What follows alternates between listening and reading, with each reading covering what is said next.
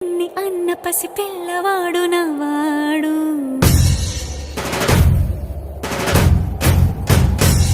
విడుముండోడు అని ఊరువాడ అనుకున్న గాని మహారాజు నాకు నవ్వాడు.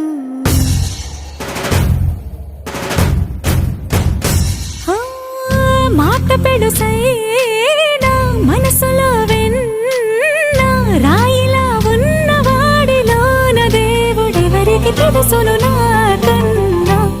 సూసేకి అగ్గిరవ్వ మాదిరే ఉంటాడే నా సవే.